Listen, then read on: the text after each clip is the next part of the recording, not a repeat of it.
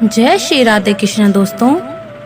एक बार की बात है, देवी सत्यभामा भगवान श्री कृष्ण के पास आती हैं और उनसे पूछने लगती हैं, हे स्वामी, आप नित्य तुलसी को जल देते हैं और देवी रुक्मणी नित्य तुलसी के पास दीपक जलाती हैं। इसके पीछे का क्या रहस्य है? कृपया आप मुझे तुलसी को जल देने का और तुलसी के पास दीपक जलाने का महत्व सुनाइए। भगवान श्री कृष्ण कहते हैं, हे देवी सत्यभामा, तुमने अत्यंत महत्वपूर्ण प्रश्न किया है। देवी, तुलसी लक्ष्मी का ही अवतार है। तुलसी भगवान विष्णु को अत्यंत प्रिय हैं, इसलिए ये मुझे भी सबसे अधिक प्रिय हैं। मासों में कार्तिक और वनस्पतियों में मुझे तुलसी प्रिय है। जो भी मनुष्य तुलसी को जल देता है, उस पर मेरी कृपा हमेशा बनी रहती है। जो भी मनुष्य मुझे तुलसी पात्र डालकर मुझे भोग चढ़ाता है, मैं उसे प्रेम से स्वीकार करता हूँ। तुलसी पत्र के बिना मैं किसी भी प्रकार का भोजन स्वीकार नहीं करता हूँ। हे देवी, अब मैं तुम्हें तुलसी को जल देने का और तुलसी के पास दीपक जलाने का महत्व सुनाता हूँ। कृपया तुम इस कथा को ध्यान से सुनो। जो भी स्त्री इस कथा को ध्यान से पूरा सुनेगी, वह सदा सुहागन रहेगी। उसके घर में सुख समृद्धि आती रहेगी और दरिद्रता का नाश होता है। देवी सत्यभामा कहती हैं, हे स्वामी, मैं इस कथा को ध्यान से पूरा सुनूंगी। कृपया आप मुझसे वह कथा सुनाइए। तब भगवान श्री कृष्ण देवी सत्यभामा को वह कथा सुनाने लगते हैं। भगवान श्री कृष्ण कहते हैं, हे देवी, पूर्व काल की बात है। मध्य देश में श्याम शर्मा नाम का एक वैश्य अपनी पत्नी के साथ रहा करता था। वैश्य के पास किसी चीज की कोई कमी नहीं थी। ईश्वर की कृपा से उसके पास सब प्रकार के सुख ऐश्वर्य थे, किंतु उस वैश्य की कोई संतान नहीं थी, जिस कारण से वह सदैव ही दुखी रहा करता था। उस वैश्य ने संतान प्राप्ति के लिए कई उपाय किए। उसने दान धर्म किए, अनेक प्रकार के वैद्य भी बुलवाए, नाना प्रकार के उपचार भी किए, किंतु फिर भी उसे कोई संतान नहीं हो रही थी। फिर एक दिन वह वैश्य महामुनि वशिष्ठ जी से मिलने के लिए उनके आश्रम पर जाता है। मुनि वशिष्ठ श्याम शर्मा का स्वागत करते हैं और कुशल मंगल पूछते हैं। तब वह श्याम शर्मा मुनि वशिष्ठ से कहता है, हे मुनिवर, मैं अत्यंत दुखी हूँ। मेरी कोई संतान नहीं है और संतान के मेरा उद्धार कैसे होगा? मैंने संतान प्राप्ति के लिए अनेक उपाय भी किए, किंतु मुझे संतान नहीं हो रही। कृपया आप ही बताइए कि मुझे किस कारण से पुत्र की प्राप्ति नहीं हो रही है। क्या मुझसे जाने अनजाने में कोई पाप हुआ है? तब मुनि वशिष्ठ जी अपनी दिव्य दृष्टि से श्याम शर्मा के पूर्व जन्म के बारे में जान लेते हैं। वशिष्ठ जी कहते हैं, हे वत्स, पिछले जन्म में तुम्हारे द्वारा घोर पाप हो गया था। उसी कारण से तुम्हें इस जन्म में संतान सुख प्राप्त नहीं हो रहा है। श्याम शर्मा कहता है, हे मुनिवर, कृपया मुझे बताइए, पिछले जन्म में मुझसे कौन सा पाप हुआ था और उस पाप से मुक्त होने के लिए मुझे कौन सा उपाय करना चाहिए? वशिष्ठ जी कहते हैं, हे वत्स, पिछले जन्म में तुमने जो अपराध किया था उसके विषय में सुनो। पिछले जन्म में तुम एक अहंकारी वैश्य थे। तुम्हारा जन्म धनवान कुटुंब में हुआ था। तुमने पिछले जन्म में एक गाय को अत्यंत दुख की दिया था।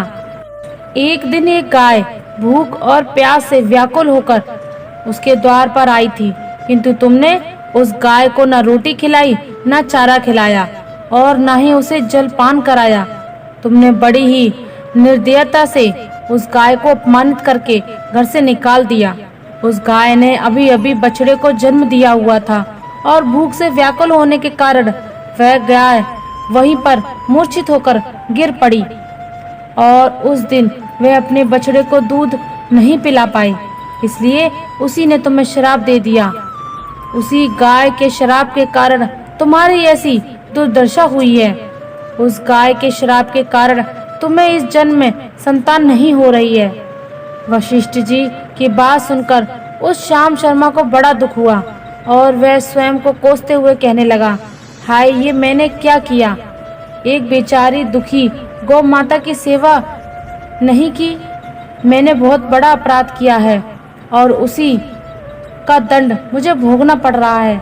श्याम शर्मा ने वशिष्ठ से कहा, हे मुनिवर, मुझसे बहुत बड़ा अपराध हुआ है।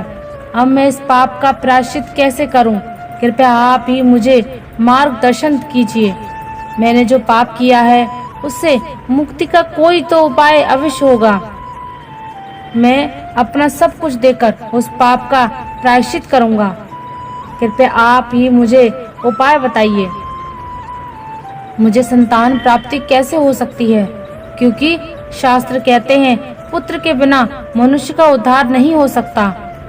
तब मुनि वशिष्ठ कहते हैं, हे वत्स, इस पाप का एक ही उपाय है। तुम पुत्र प्राप्ति के लिए पुत्र यज्ञ करो। इसी यज्ञ के फल स्वरूप तुम्हें संतान की प्राप्ति होगी। इस यज्ञ को संपन्न करके तुम ब्राह्मणों को भोजन कराओ, वस्त्र और गाय का दान करो, तभी तुम्हें इस पाप से मुक्ति मिलेगी। तब श्याम शर्मा वशिष्ठ जी को धन्यवाद देते हुए कहता है, हे मुनिवर, आपका कोटि कोटि धन्यवाद। मैं आपके कहे अनुसार अवश्य पुत्र यज्ञ करूंगा और ब्राह्मणों को गाय को दान करूंगा। इतना कहकर वह श्याम शर्मा शीघ्रता से अपने घर पर लौट आता है और अपनी पत्नी को सारी हकीकत सुनाता है। फिर वे दोनों ही पुत्र यज्ञ की तैयारी करते हैं। अनेक ऋषि मुनियों को निमंत्रण देकर वह श्याम शर्मा यज्ञ संपन्न करता है और उन ऋषि मुनियों तथा ब्राह्मणों को गाय का दान करता है। यज्ञ के संपन्न होने के पश्चात यज्ञ की अग्नि से अग्निदेव प्रकट होते हैं और उस श्याम शर्मा से कहते हैं, हे श्याम शर्मा, आज तुम्हारा यज्ञ सफल हुआ। तुमने पुत्र प्राप्ति के लिए ये यज्ञ किया था, इसलिए तुझे तेरी कृपा से एक पुत्र की प्राप्ति होगी।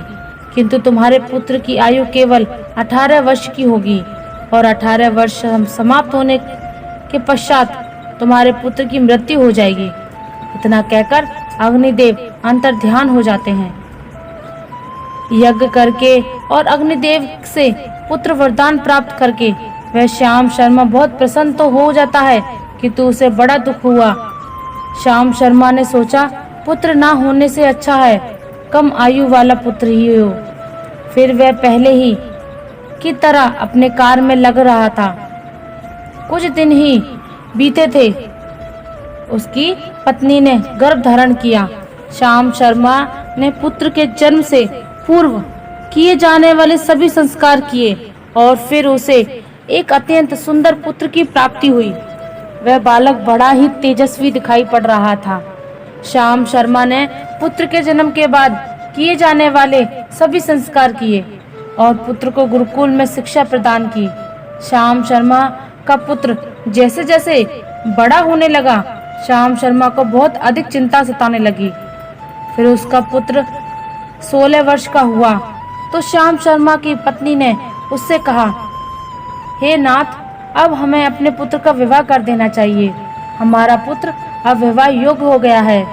श्याम शर्मा ने कहा, हे प्रिय, विधि के विधान के अनुसार तुम्हारे पुत्र की आयु केवल 18 वर्ष की है। 18 वर्ष के पश्चात हमारे पुत्र की मृत्यु हो जाएगी, इसलिए हमें इसका विवाह करके किसी कन्या के जीवन को बर्बाद नहीं करना चाहिए। वह तो 2 वर्षों बाद विधवा हो जाएगी, फिर उसे जीवन में अनेक कष्ट सहने पड़ेंगे। लेकिन श्याम शर्मा की पत्नी नहीं मानी। वह अपने पुत्र का विवाह होते देखना चाहती थी। श्याम शर्मा की पत्नी कहती है, हे नाथ, कुछ भी हो, मैं अपने पुत्र को विवाहिता मरते हुए देख नहीं सकती। हमारे पास किस चीज की कमी है? हमारी पुत्र वधू इस संपत्ति को प्राप्त करके सुखी जीवन जिएगी। इसलिए अब आप संकोच ना करें और हमारे पुत्र के लिए सुंदर कन्या की खोज करें।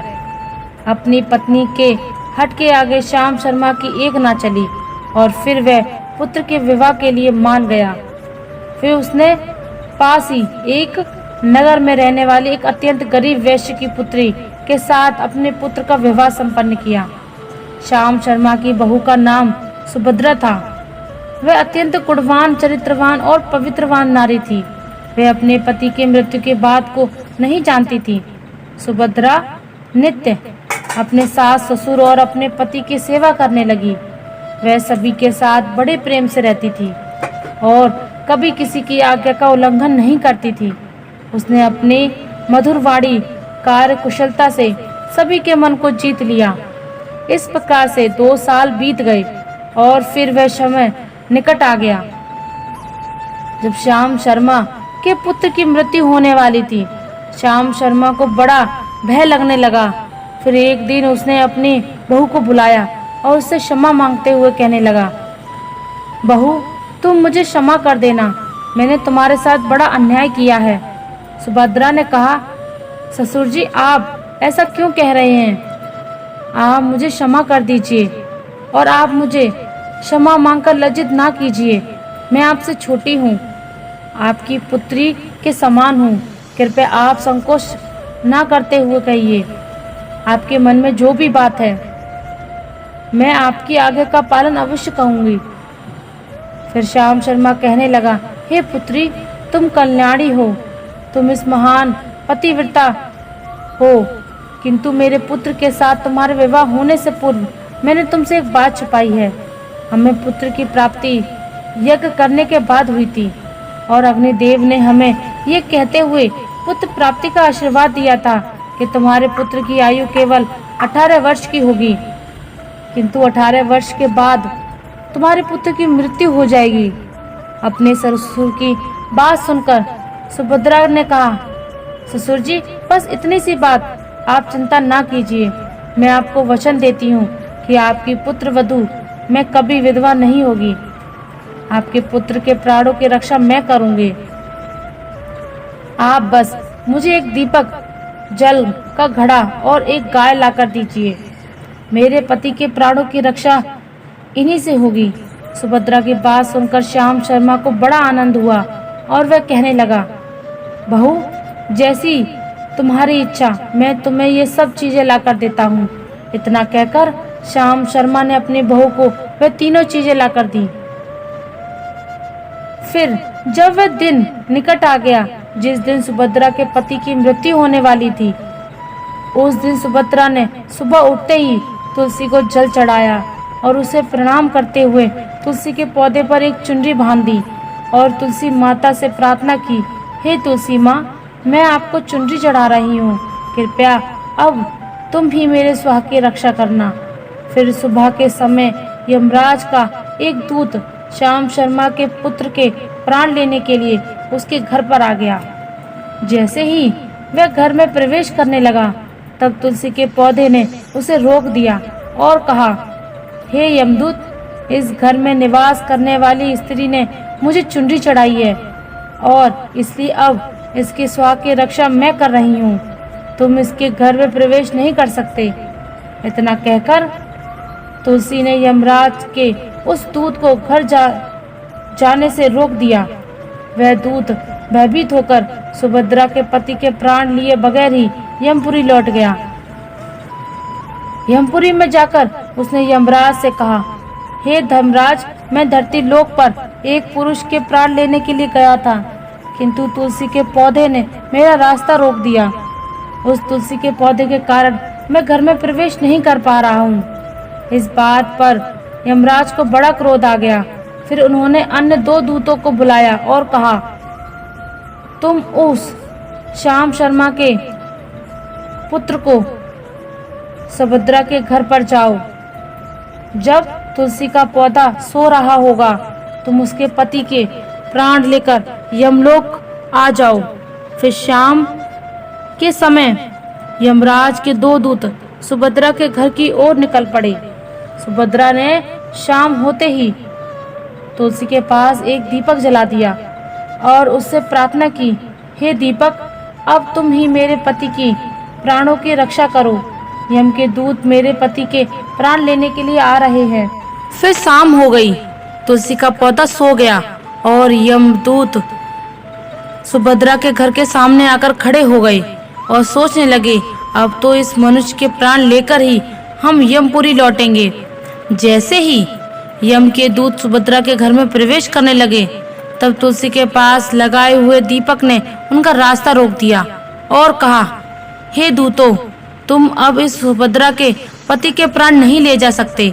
उस स्त्री ने मुझे प्रज्वलित करके उसके पति के प्राणों की रक्षा करने की प्रार्थना की है, इसलिए अब मैं उसके पति के प्राणों की रक्षा कर रहा हूँ। इसलिए तुम आज उसके पति के प्राण नहीं ले जा सकते। तुम यहीं से लौट जाओ, नहीं तो मैं सब कुछ जलाकर भस्म कर दूंगा और मेरी अग्नि में तुम दोनों भी जलकर भस्म हो जाओगे। उस दीपक की बात सुनकर यमराज ने दोनों दूत अत्यंत भयभीत हो गए और फिर से लौटकर यमराज के पास चले गए। वहां पर जाकर उन्होंने यमराज को सारा वृत्तांत सुनाते हुए कहा, हे धर्मराज, आपकी आज्ञा का पालन करते हुए हम दोनों शाम के समय उस पुरुष के प्राण लेने के लिए गए, किंतु तुलसी के पास लगाए हुए दीपक ने हमारा रास्ता रोक दिया, किंतु हम खाली हाथ ही लौट आए। यह सुनकर यमराज को बड़ा क्रोध आ गया। फिर उन्होंने अन्य 4 दूतों को बुलाया और कहा, हे दूतों, अब तुम सुबह उस सुभद्रा के जागने से पहले जाओ और उसके पति के प्राण लेकर आ जाओ। यमराज की आज्ञा पाकर वह यम के दूत सुबह सुभद्रा के घर की तरफ जाने लगे, लेकिन इधर सुभद्रा ने रात को ही घर के दरवाजे के सामने जल से भरा हुआ लोटा रख दिया और उससे प्रार्थना की, हे जल देवता, अब आप ही मेरे पति की रक्षा कीजिए। यम के 2 दूत मेरे पति के प्राण लेने के लिए आ रहे हैं, अब आप ही मेरे स्वास्थ्य की रक्षा कर सकते हैं। इतना कहकर वह सुभद्रा सोने के लिए चली गई। इधर यम के दूत सुबह सुभद्रा के जागने से पहले ही उसके घर पर पहुंच गए। जैसे ही वे घर के अंदर प्रवेश करने लगे, तब उसे लोटे ने से भरे हुए जल ने कहा, हे दूतों, रुक जाओ, अब तुम इस घर में प्रवेश नहीं कर सकते। यह घर अब मेरी सुरक्षा में है। मैं सुभद्रा के पति के प्राण तुम्हें लेकर जाने नहीं दूंगा। अगर तुमने इस घर में प्रवेश किया तो मैं नरक की अग्नि को बुझा दूंगा, जिसमें सारा नरक लोक डूब जाएगा। यह सुनकर यमराज के वे 4 दूत घबरा गए और एक दूसरे की तरफ देखकर उस स्थान से भाग गए। वह सभी यम के दूत यमराज के पास लौट आए और उनसे कहने लगे, हे धर्मराज, आपकी आज्ञा का पालन करने के लिए हम चारों सुबह सुभद्रा के जागने से पहले ही उसके पति के प्राण लेने के लिए पहुंच गए थे, किंतु सुभद्रा के घर के बाहर रखे हुए जल के लोटे ने हमारा मार्ग रोक दिया और इसी कारण से हम उसके घर में प्रवेश नहीं कर सके। अब राज को बहुत ही अधिक क्रोध आ रहा था। इस बार उन्होंने 8 यमदूत को बुलाया और कहा, हे यमदूतों, अब शीघ्रता से जाओ और बलपूर्वक उस मनुष्य के प्राण खींचकर यमलोक लेकर आओ। फिर वे 8 यमदूत यमराज की आज्ञा का पालन करते हुए पृथ्वी लोक पर उस सुभद्रा के घर के पास आते हैं तो देखते हैं उस सुभद्रा के घर के सामने एक गाय खड़ी है। सुभद्रा ने यमदूतों के आने से पहले ही अपने घर के सामने गाय को बांध दिया था और गौ माता से विनती की थी, हे गौ माता, आज यमदूत मेरे पति के प्राण लेने के लिए आ रहे हैं, अब आप ही मेरे सुहाग की रक्षा कर सकती हैं। हे गौ माता, मैं आपकी शरण में आई हूँ, कृपया मुझे विधवा होने से बचा लीजिए। उस गाय ने कहा, हे पुत्री, तुम चिंता मत करो, तुम्हारे पति के प्राणों की रक्षा मैं स्वयं करूंगी।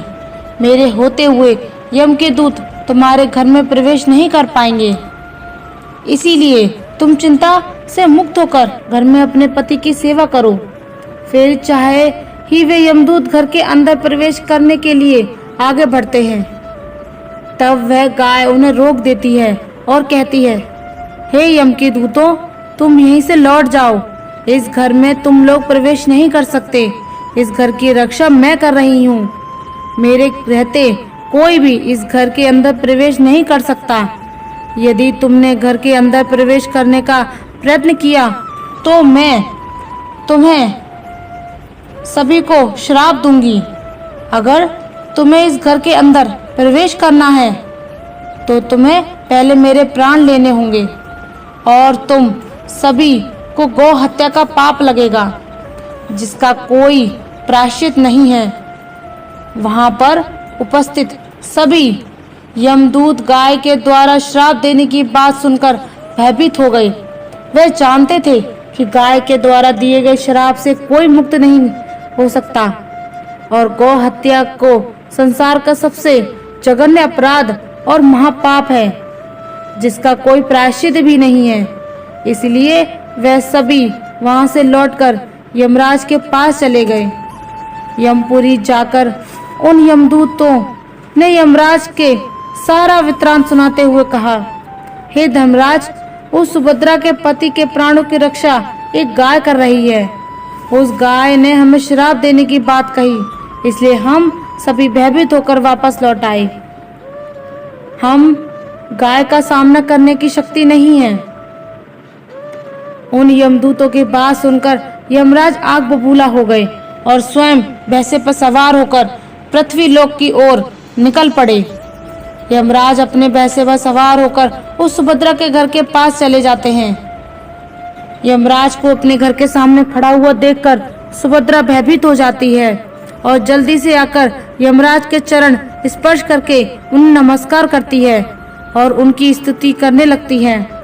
हे सूर्य तन्य यमराज, आप तो तीनों लोकों के प्राणियों का कृपा करने वाले महान देवता हैं। इस संसार के समस्त प्राणियों के पाप और पुण्य का लेखा जोखा आप अपने पास रखते हैं। हे न्याय के देव धर्मराज, मैं सत्यभामा धर्म का पालन करने वाली पतिव्रता स्त्री हूँ। मैं आपको बारंबार नमस्कार करती हूँ, कृपया मुझे आशीर्वाद दीजिए। सुभद्रा के द्वारा की गई स्तुति ने यमराज अत्यंत प्रसन्न होते हैं और उसे अनजाने में ही सदा सुहागिनी रहो ऐसा कहकर आशीर्वाद दे देते हैं। फिर जब यमराज सुभद्रा के पति के प्राण ले जाने के लिए आगे बढ़ते हैं तो सुभद्रा कहती है, हे धर्मराज, आपने अभी मुझे सदा सुहागिन रहने का आशीर्वाद दिया है और अब आप मेरे पति के प्राण लेने आ रहे हैं। इससे तो आपका आशीर्वाद झूठा साबित होगा। यह सुनकर धर्मराज रुक जाते हैं और सुभद्रा की ओर देखकर मुस्कुराने लगते हैं। सुभद्रा के निर्मल हृदय और अपने पति के प्रति समर्पण भाव देखकर यमराज अत्यंत प्रसन्न होते हैं। सुभद्रा की ओर देखकर यमराज कहते हैं, हे पुत्री, आज तुमने साक्षात मृत्यु को ही पराजित कर दिया। मैं तुम्हारे पतिव्रता धर्म से अत्यंत प्रसन्न हूँ। अब मैं तुम्हारे पति के प्राण बख्श देता हूँ। तुम्हारी जो भी मनोकामना है मुझसे मांग लो। अब सुभद्रा ने कहा, धर्मराज, मैं अपने पति के लिए 100 वर्ष की आयु मांगती हूँ।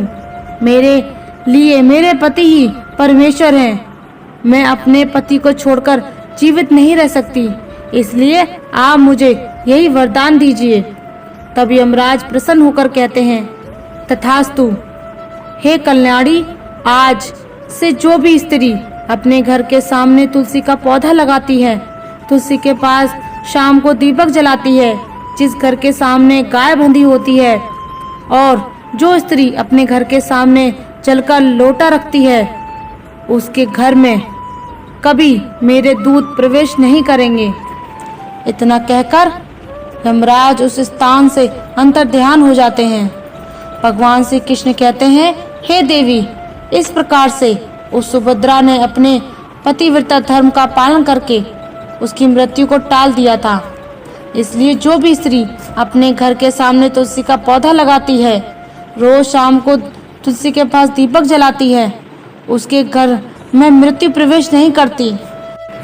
जिस घर के सामने गाय बंधी होती है, उस घर में कभी दुख दरिद्रता नहीं आती। जो स्त्री अपने घर के सामने जल से भरा हुआ लोटा रखती है, उसके घर में कभी शोक नहीं होता। तो दोस्तों, इस प्रकार से भगवान श्री कृष्ण ने देवी सत्यभामा को तुलसी के पास दीपक जलाने का महत्व सुनाया। पुराणों में कहा गया है कि जो कुछ भी हमें मिलता है, माता पिता, भाई बहन, पति पत्नी, बहू, बेटे, यह सब हमारे पिछले जन्म के आधार पर ही मिलते हैं। लोगों से इस जन्म में हमारा रिश्ता है।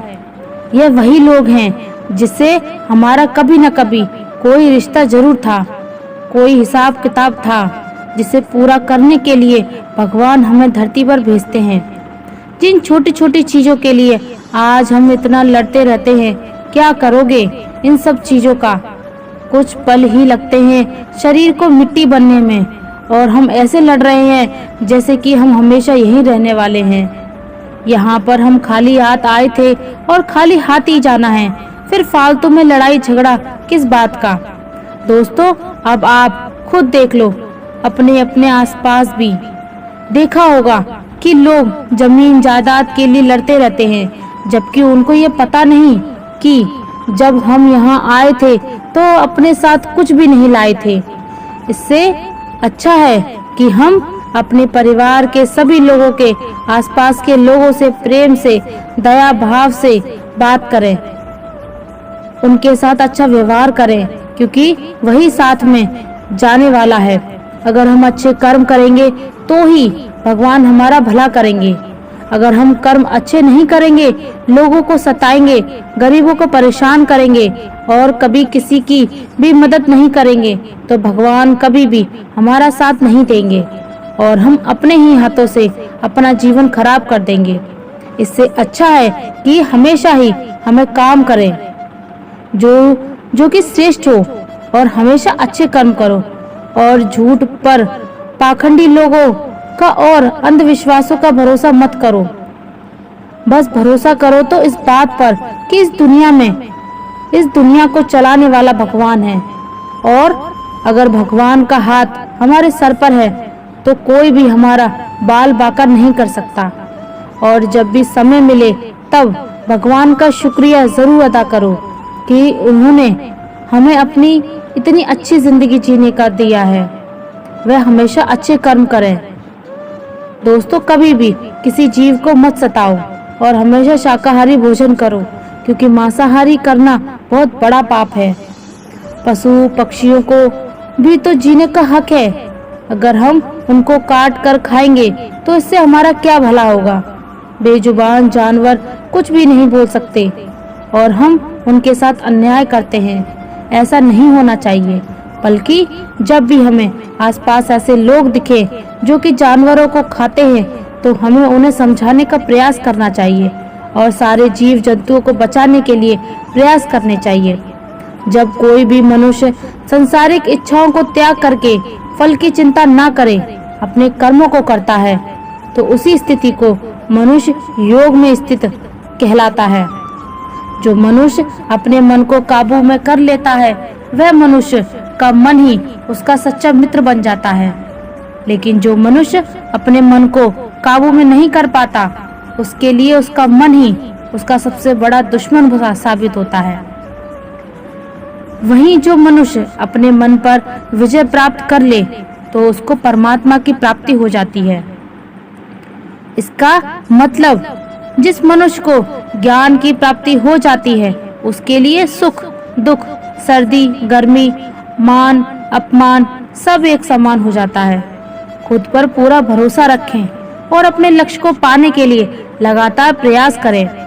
गीता में बताए गए इस उपदेश को अगर कोई भी व्यक्ति सच्चे मन से जीवन में पालन करे, तो अवश्य वह व्यक्ति एक सफल इंसान बन सकता है।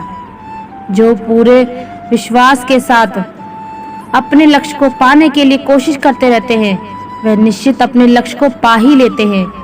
इसके लिए किसी भी मनुष्य को अपने लक्ष्य को पाने के लिए लगातार निरंतर कोशिश करते रहना चाहिए।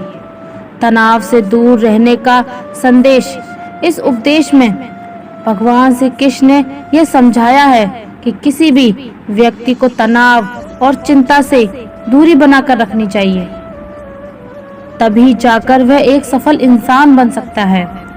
क्योंकि मनुष्य को सफल होने में तनाव एक बाधा की तरह बीच में आ जाता है। गीता में आगे बताया गया है कि मनुष्य को सबसे पहले अपने काम को प्राथमिकता देनी चाहिए। श्री भगवत गीता में भगवान श्री कृष्ण ने अपने इस उपदेश में ऐसा बताया है कि मनुष्य को अपने कर्मों को प्रथम प्राथमिकता देनी चाहिए। सबसे पहले अपने जरूरी काम को पूरा करें, इसके बाद ही किसी और का काम करें, अन्यथा दूसरों का काम पूरा करने के चक्कर में वह मनुष्य अवश्य अपना काम पूरा नहीं कर पाता है।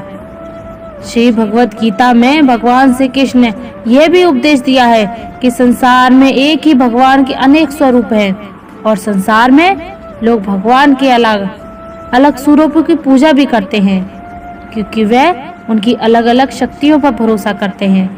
लेकिन मनुष्य को यह बात का भी ज्ञान होना चाहिए कि सभी भगवान एक ही भगवान का स्वरूप है।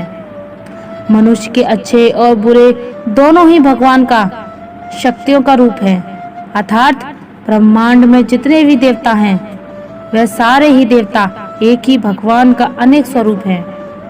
जिनकी मनुष्य कभी पीपल के रूप में पूजा करते हैं तो कोई पहाड़ के रूप में।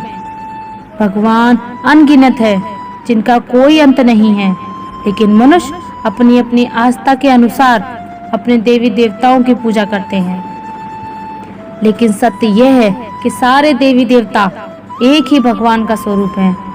भगवत गीता सार में भगवान श्री कृष्ण ने ऐसा भी कुछ बताया है कि मनुष्य अगर सच्चे मन से भगवान की पूजा आराधना करते हैं, अपना पूरा ध्यान सच्चे मन से भगवान की ओर लगाते हैं, तो उन लोगों को अवश्य सिद्धि की प्राप्ति होती है। ऐसा भी बताया जाता है कि जो मनुष्य अपने शरीर के सभी इंद्रियों पर काबू पा लेता है और सुख और दुख सभी परिस्थितियों में समान भाव से रहता है और संसार के सभी प्राणियों के हित में लगा रहता है, ऐसे मनुष्य को ईश्वर की कृपा हमेशा बनी रहती है। जो मनुष्य अपने सभी काम में मन लगाकर अपना कार्य करते हैं और वह छोटे से छोटे कार्यों में भी खुशी ढूंढ लेते हैं, वह लोग निश्चित ही अंत में सफलता प्राप्त करते हैं।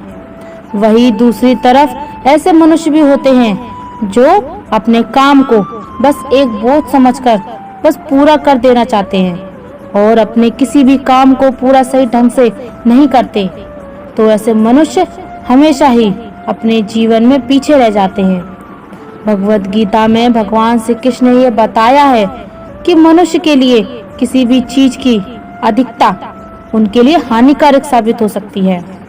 यह किसी भी प्रकार की अधिकता हो सकती है, कड़वापन हो या फिर मधुरता, खुशी हो या गम।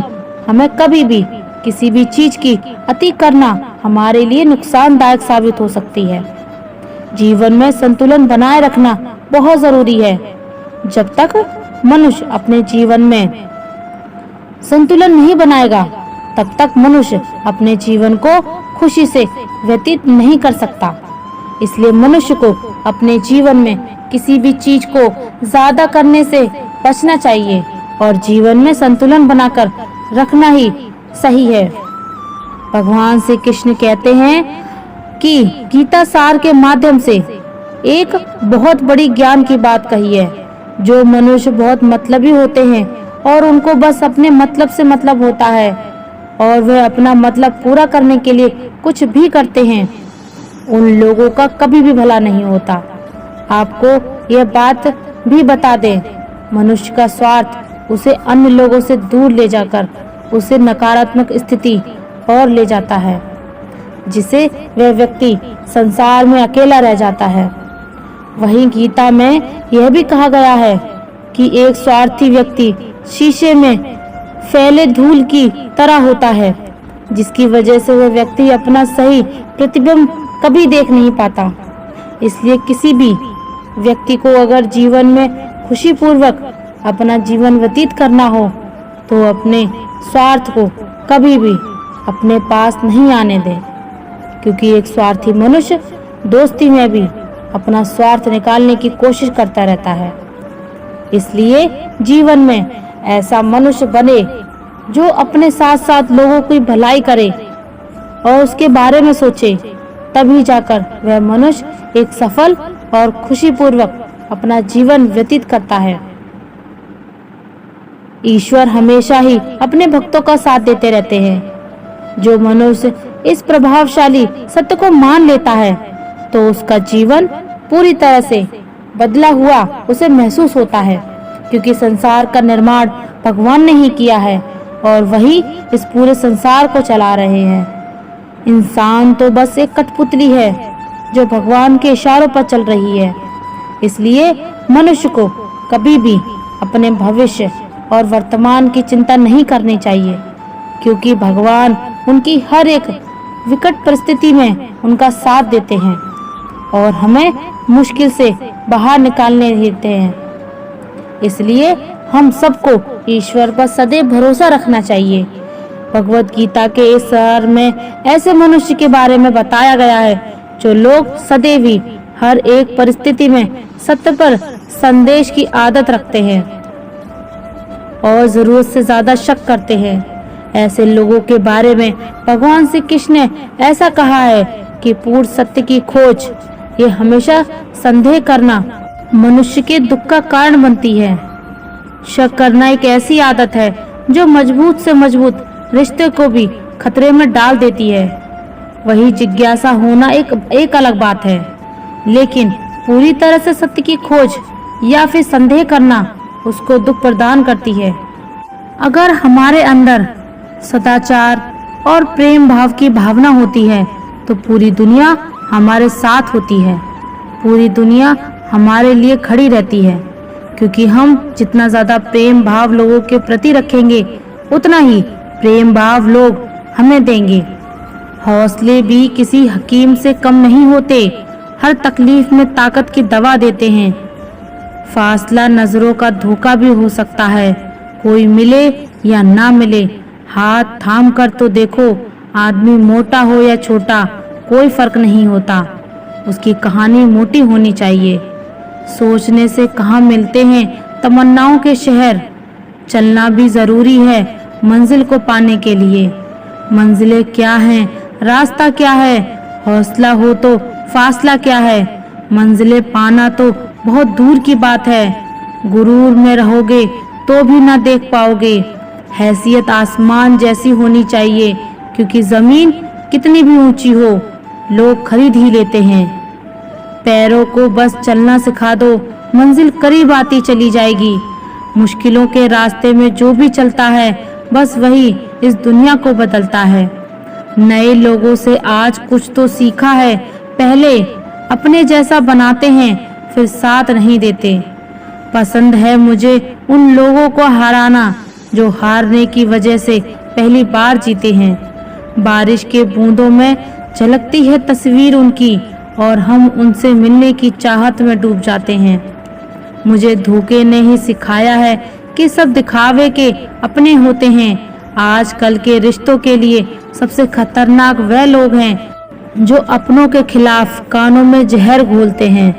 जिंदगी के लक्ष्य पर पहुंचने से पहले अपने दिमाग को लक्ष्य पर पहुंचाना होता है। जिंदगी में एक बार गिरना भी जरूरी है, इससे हमारी मेहनत की पहचान होती है। एक बात याद रखना, अपने लक्ष्य के बारे में किसी को मत बताना।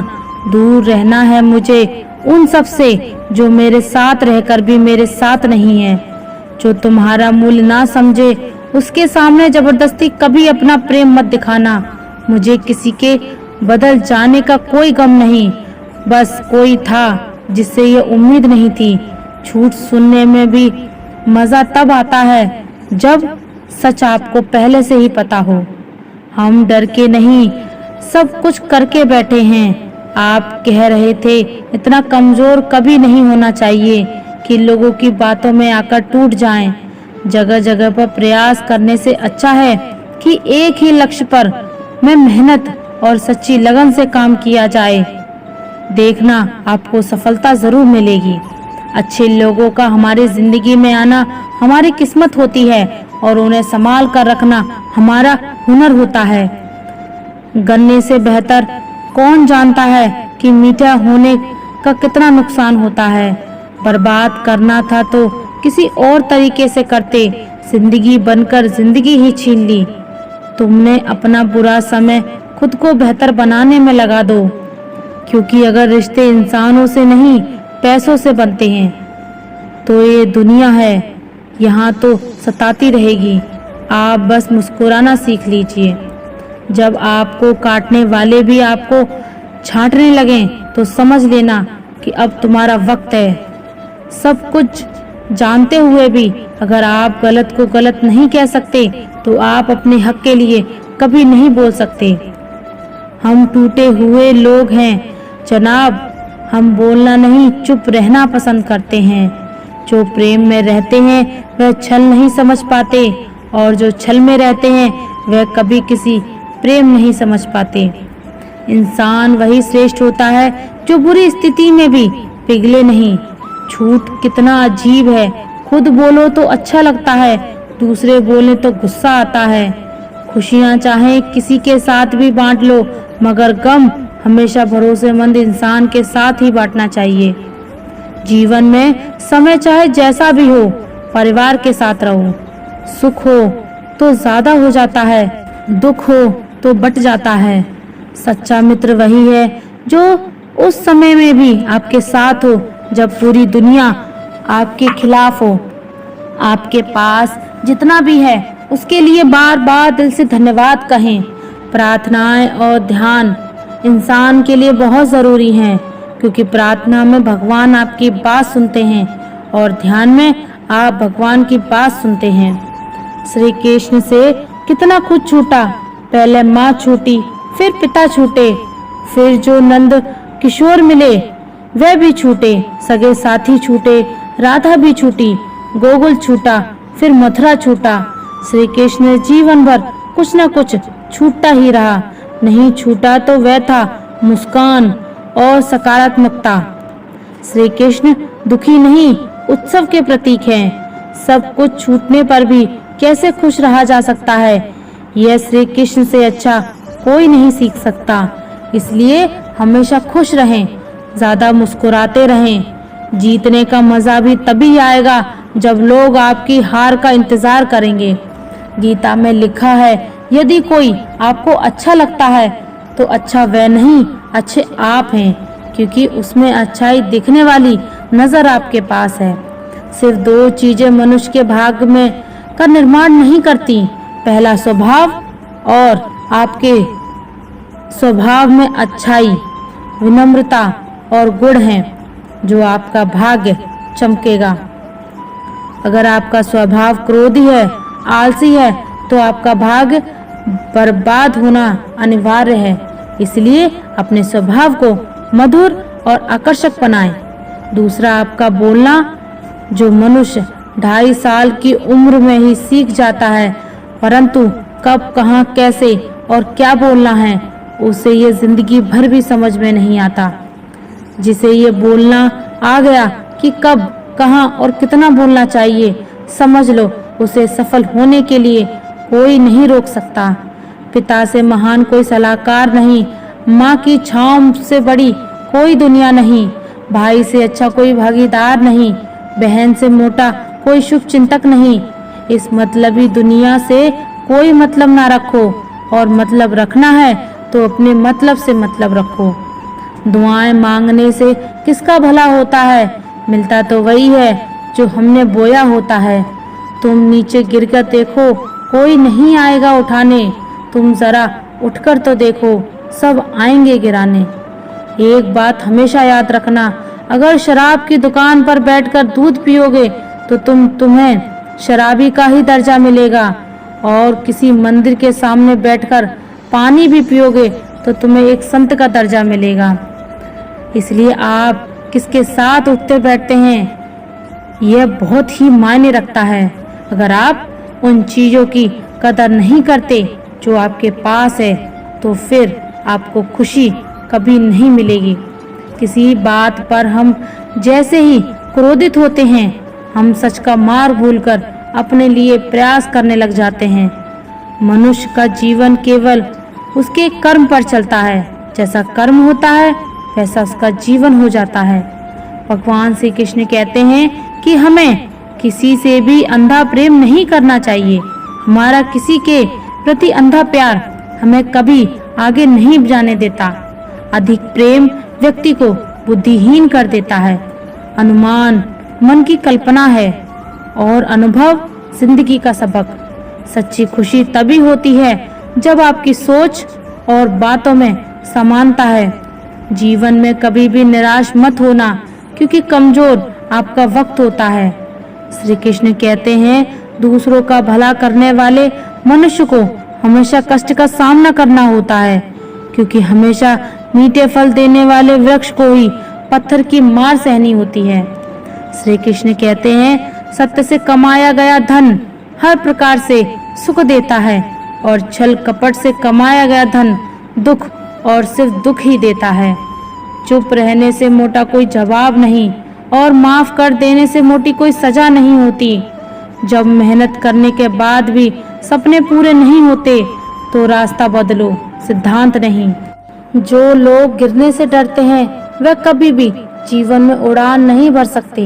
यदि आप बहाने बनाते हैं, मतलब सफल तो बनना चाहते हैं लेकिन कार्य करने से जी चुराते हैं। सफलता और बहाने कभी एक साथ नहीं हो सकते। कोशिश हमें अंतिम क्षण तक करनी चाहिए। जीवन में सफलता मिले या ना मिले, परंतु तजुर्बा तो मिलेगा ही। तो दोस्तों, उम्मीद है आज का वीडियो आपको जरूर पसंद आया होगा। अगर वीडियो अच्छा लगा हो तो कमेंट में मन से जय श्री राधे कृष्णा जरूर लिखिए और ऐसे ही वीडियो और पाने के लिए हमारे चैनल को सब्सक्राइब करें। वीडियो को लाइक करें, ज़्यादा से ज़्यादा शेयर करें। धन्यवाद। जय श्री राधे कृष्णा।